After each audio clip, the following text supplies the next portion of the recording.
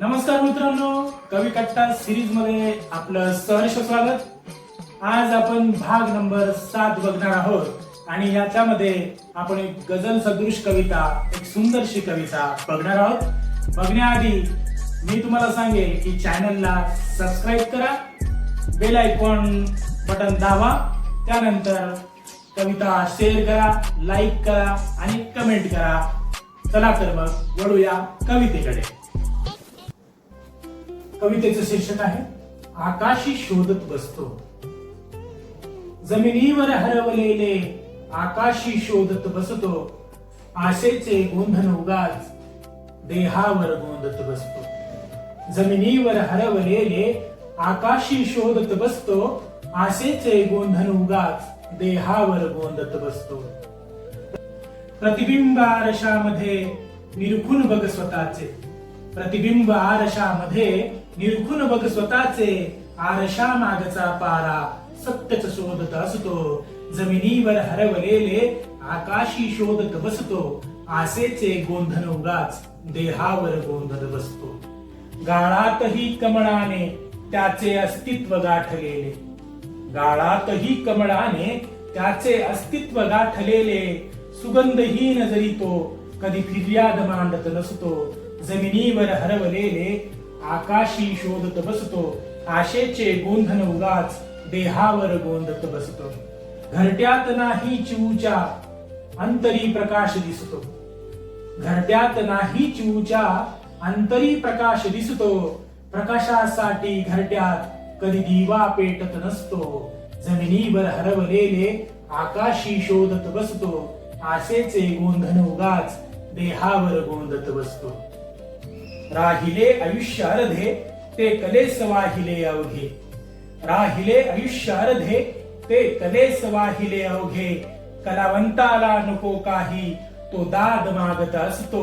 जमिनीवर हरवलेले आकाशी शोधत बसतो, आशेचे गोंधन उगाच देहावर गोंधत बसतो, देहावर गोंधत बसतो. धन्यवाद. चला तर मग कवितेला समजून घेऊया. गझल सदृश कविता आकाशी शोधत बसतो. थोडी कविता अवघड वाटली असेल म्हणून या ठिकाणी ती समजून सांगण्याचा प्रयत्न करतो. जमिनीवर हरवलेले आकाशी शोधत बसतो, आशेचे गोंधन उगाच देहावर गोंधत बसतो. कितीतरी काहीतरी गोष्टी ज्या काय आहेत ना, त्या आपल्या निराशाच्या असतील, अपयशाच्या असतील, त्या आपण शोधत बसतो. आकाशी, आकाशी म्हणजे काय माहिती का?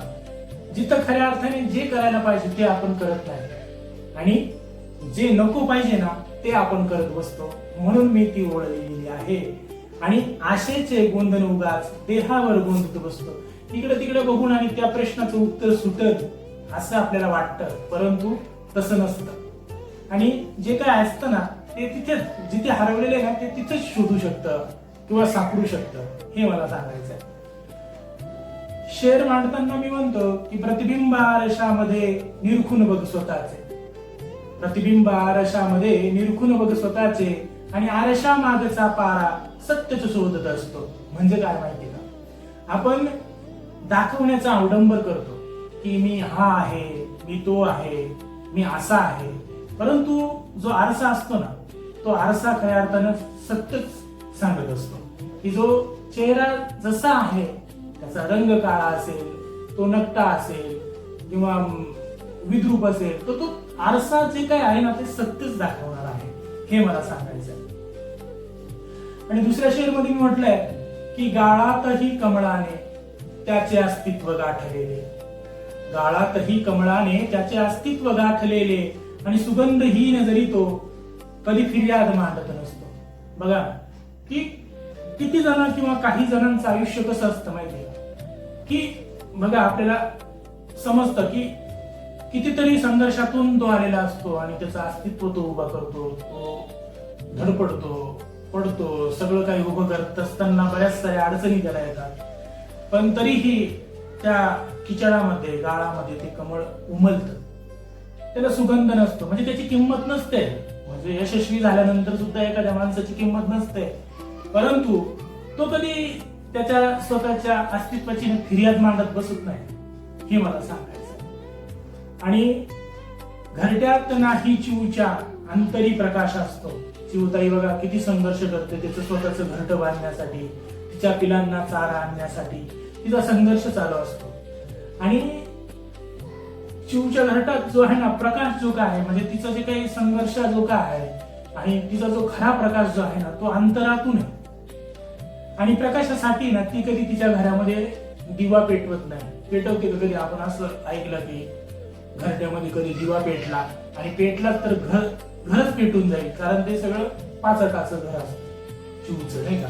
तर तिच्या अंतरात प्रकाश आहे हे मला सांगायचं आहे. आणि शेवटी म्हटलेलं आहे की राहिले आयुष्य अर्धे ते कलेस वाहिले अवघे.